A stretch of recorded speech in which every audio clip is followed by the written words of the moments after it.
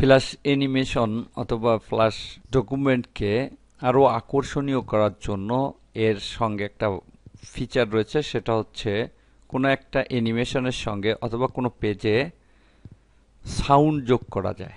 এখানে বিভিন্ন ধরনের সাউন্ড যোগ করা যায়, তার মধ্যে web file, MP3 format, AIFF format. তো মূলত আমরা এখানে MP3 এবং ওয়েব ফরম্যাটটাই বেশি ব্যবহার করব। তো আমি এখানে একটা অ্যানিমেশন দেখতে পাচ্ছি, একটা প্রজাপতির অ্যানিমেশন রয়েছে দেখতে পাচ্ছি। আমি এর সঙ্গে একটা সাউন্ড সেট করব। সাউন্ড সেট করার জন্য প্রথমে সাউন্ডটাকে ইম্পোর্ট করতে হবে। পূর্বে যেভাবে আমরা বিটম্যাপ ইমেজ ইম্পোর্ট করেছি ঠিক একইভাবে সাউন্ড ইম্পোর্ট করতে হবে। সাউন্ড ইম্পোর্ট করার জন্য ফাইল মেনু থেকে ইম্পোর্ট টু লাইব্রেরিতে ক্লিক করতে হবে। আমি একটা সাউন্ড দিয়ে দিয়েছি।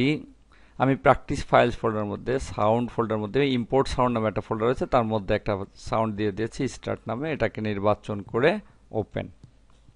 দেখতে পাচ্ছি লাইব্রেরিতে এসে জমা হয়েছে।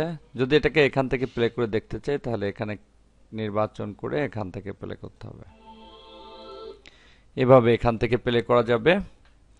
এবার আমি এখানে এটাকে যোগ করব। এখানে একটা কথা মনে রাখতে হবে, সাউন্ডের জন্য অবশ্যই নতুন একটা লেয়ার তৈরি করে নেওয়া ভালো এবং প্রতিটি সাউন্ডের জন্য আলাদা আলাদা লেয়ার ব্যবহার করা ভালো। যদি এই পেজে আমি 5টা সাউন্ড ব্যবহার করে থাকি তাহলে 5টা লেয়ারে আলাদা আলাদাভাবে 5টা সাউন্ড সেট করে দেওয়া ভালো। এতে করে সিনক্রোনাইজের সময় এটা কোনো সমস্যা হবে না, আর না হলে বিভিন্ন ধরনের সমস্যা এখানে ফেস করতে হবে।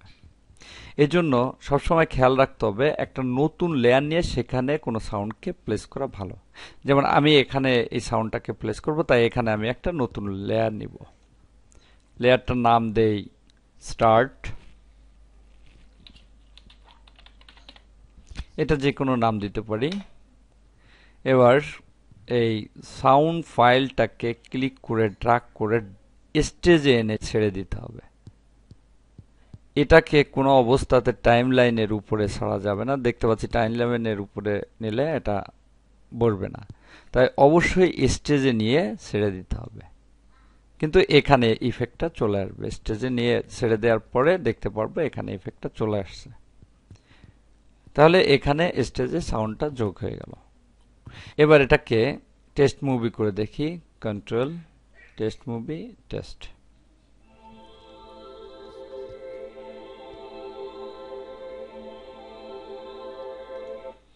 এভাবে আমরা কোনো ফ্ল্যাশ মুভিতে সাউন্ড যোগ করতে পারি।